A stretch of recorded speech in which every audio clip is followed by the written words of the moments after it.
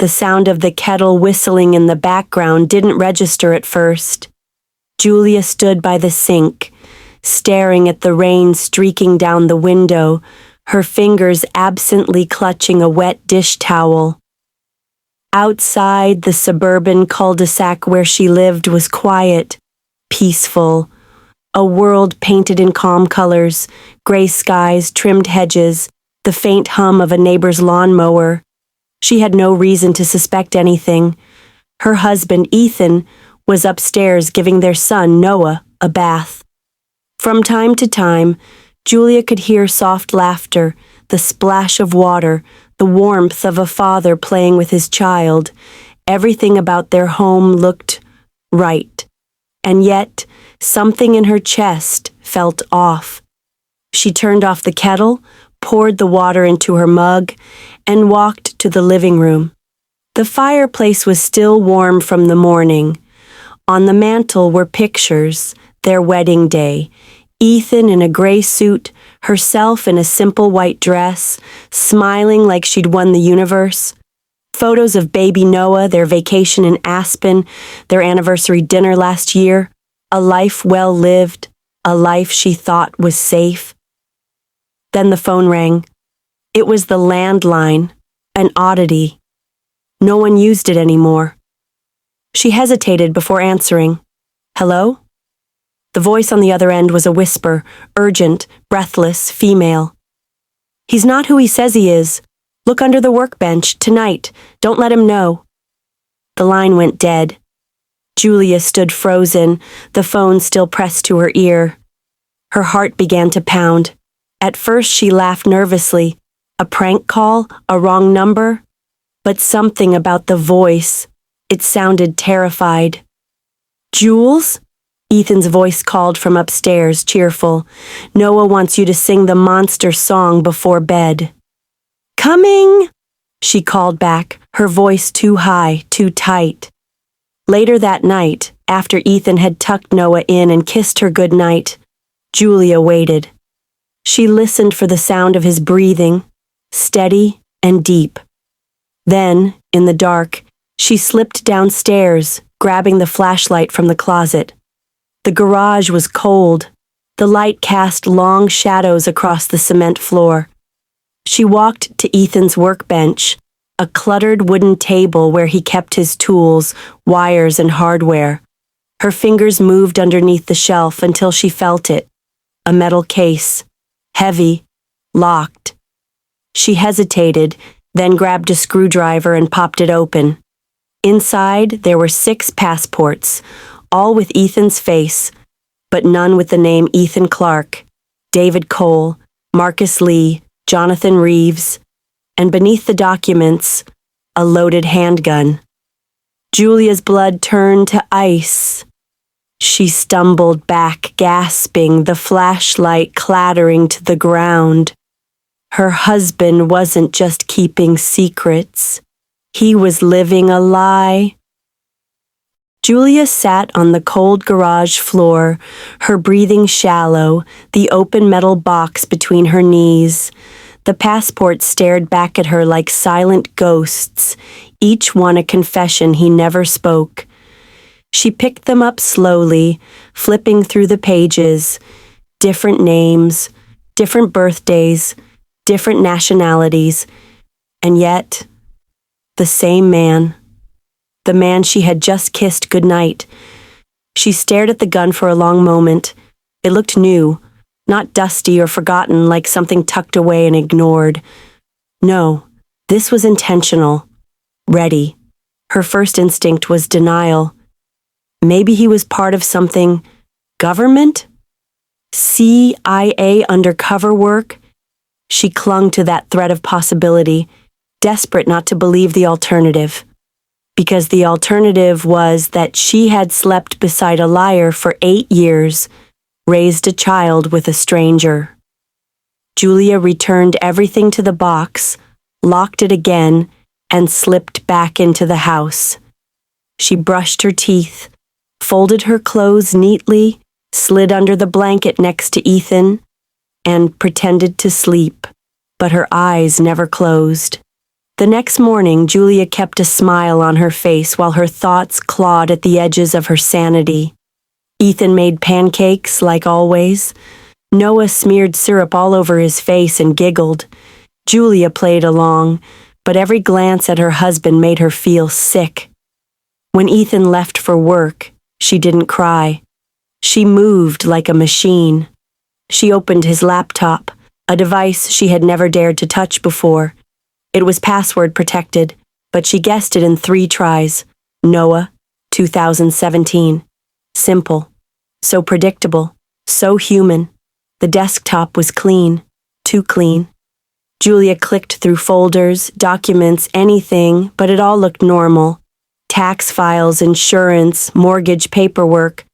But tucked inside a folder labeled Home Renovation Quotes was something strange. A hidden subfolder named RX Backups.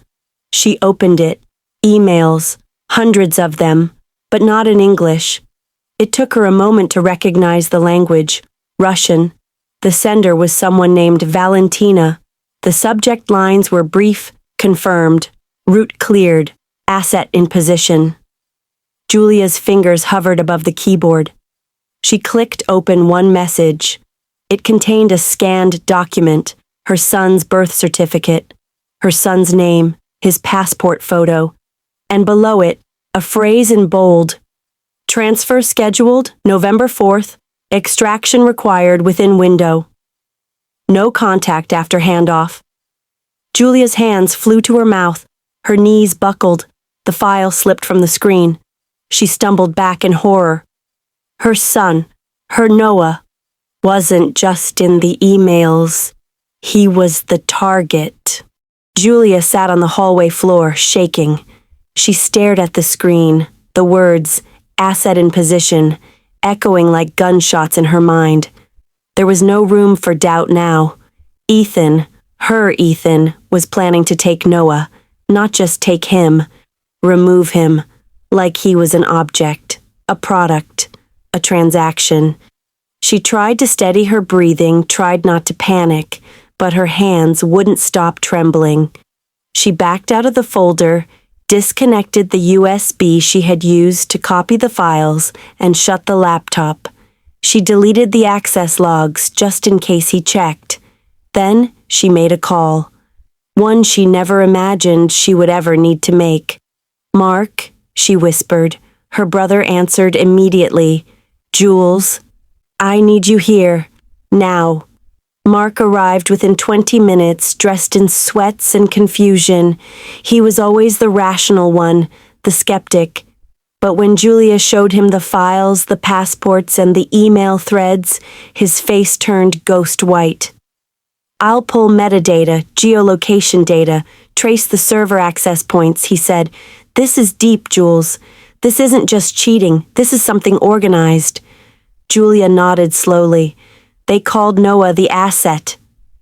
Mark looked at her, then looked away, jaw tight. "Okay," he said. "We play along. You don't let him know anything's wrong. Don't change your behavior. He's watching for that." Julia stared at her reflection in the hallway mirror that night. She looked like herself, but she wasn't.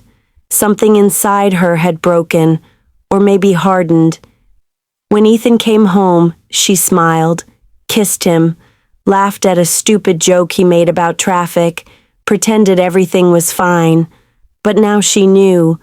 She was living with someone who could disappear with her son at any moment. Later, after Ethan went to bed, Julia opened her phone and hit record. "If anything happens to me," she whispered, "his real name is Ethan Clark. At least, that's what he told me. But these are the names I found. These are the documents. These are the emails. My son is Noah. He's 6. And if I disappear, or if he disappears, start here." She sent the video to Mark, encrypted, and scheduled another copy to auto-send to a lawyer friend if she didn't cancel it within 72 hours. Then, she lay down next to Ethan and held her son a little tighter the next morning.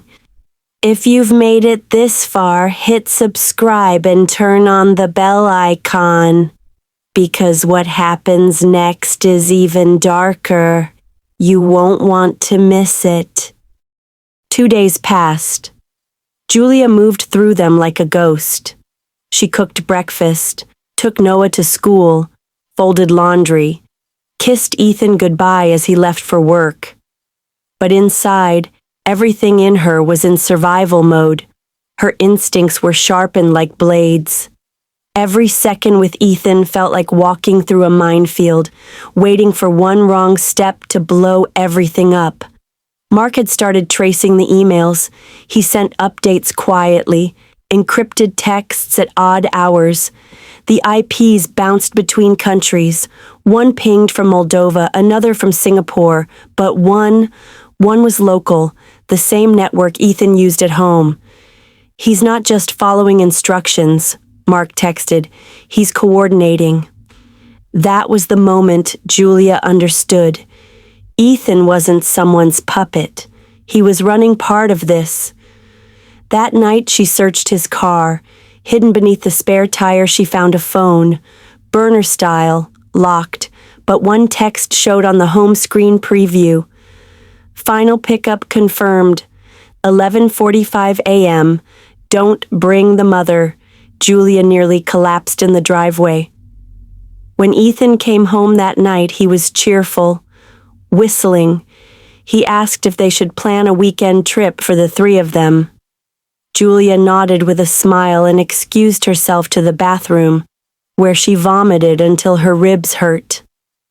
The next morning, she contacted someone Mark had connected her with, FBI agent Renee Carter. The woman's voice was calm, but firm. We've been investigating this group for 18 months. Your husband was a ghost, until now. We need your help to catch him in the act. Julia didn't flinch. Whatever it takes. They set the plan in motion. Cameras hidden in the house, a tracker placed under Ethan's car. Julia was wired, instructed not to change her routine. The FBI would wait until the day of the pickup to arrest him. The goal wasn't just to catch Ethan, it was to catch who he was working with. But Julia had one condition. If anything feels wrong, I pull Noah out of this. Agent Carter nodded. Understood. But you should know, we may only get one shot. Julia's voice cracked. Then let's not miss. The countdown had begun. The morning of November 4th arrived with a deceptive calm. The house was quiet, the sky gray. Ethan moved with unusual focus, packing a small backpack for Noah, checking his watch every few minutes, tapping his foot like a man with a tight schedule. Julia pretended not to notice. She poured coffee, smiled at his jokes, helped Noah with his shoes. She had never acted this well in her entire life. By 10:30 a.m., they were ready. Ethan leaned down and whispered to Noah, "You and me today, little man. Big adventure." Julia crouched beside her son, hugged him tight. Too tight. "Be good, okay? I love you so much." Noah smiled, unaware of the storm brewing around him. "I love you too, Mommy." Ethan kissed Julia lightly on the cheek. "We'll be back before dinner." She watched the door close behind them, her heart screaming in her chest. Agent Carter's voice came through the earpiece. "They're on the move. Vehicle is heading east toward Old Ridge Airstrip." Julia stood in her living room, frozen, listening. Sirens were off. Agents were tracking silently in unmarked cars. Ethan drove calmly, unknowingly leading himself straight into a trap. By 11:30, surveillance teams were in position. At the airstrip, two men stood beside a small plane. One of them was tall, bald, and clearly armed. The other was the woman from the emails, Valentina. She wore dark glasses and a long coat, her expression hidden. Ethan stepped out of the car with Noah holding his hand. He greeted the woman like an old friend. No hesitation, no shame. He handed her an envelope. She checked its contents, nodded, and reached for the boy. Then, sirens. From every direction, black SUVs roared onto the runway. Armed agents swarmed, screams erupted. Ethan grabbed Noah and tried to run, but an agent tackled him to the ground. Valentina pulled a weapon but was gunned down before she could fire. Julia, back at the station, was watching the live drone feed. She sank to her knees when she saw Noah being pulled to safety by one of the agents. It was over. Noah was safe. And Ethan, the man she had once called her home, was in handcuffs. The courtroom was silent, except for the ticking of an old wall clock. Julia sat in the front row, her fingers clenched around a folded tissue. Beside her, Noah played quietly with a toy car, unaware of the weight hanging in the air. Across the room, Ethan sat in a gray suit, clean-shaven, wrists cuffed. He didn't look like a monster. He looked like a husband, a father, an ordinary man. That was the most terrifying part. Over the course of 2 weeks, the truth unraveled in waves. Ethan, real name Nathaniel Reed, had infiltrated over 3 families across state lines in the last 15 years. He was a clean front, someone who built emotional trust with a target, then used it to smuggle information, children, and resources for international networks. He hadn't just lied. He had built his entire life on deception, and Julia had been his most successful cover yet. When Agent Carter testified, she mentioned that without Julia's courage and swift action, the operation would have continued undetected. A child, her child, would have vanished without a trace. When the verdict was read, guilty on all counts, Ethan didn't flinch. But he looked at Julia one last time, as if silently daring her to say it had all been fake, that none of it meant anything. She didn't look back. Months passed. Julia and Noah moved to a new city, new names, new beginnings. But the shadows never left. Every time she held Noah's hand in public, she looked over her shoulder. Every knock at the door made her heart skip. Trust, once shattered, doesn't rebuild. It transforms. Hardened, sharpened, silent. Julia started writing everything down, every detail, every sign she missed. Her therapist called it reclaiming her story. Maybe someday she'd turn it into a book. Maybe not. But she owed herself the truth. All of it. Because she had once believed she was safe. That love was real. That danger had a look, dark, aggressive, obvious. But Ethan had smiled every morning. He had made pancakes. He had kissed her forehead and tucked their son in at night. And behind all that, he had planned to disappear with her child. So now let me ask you this. If someone you love deeply turned out to be a lie, would you have seen it coming? Or would you still be sleeping beside the danger,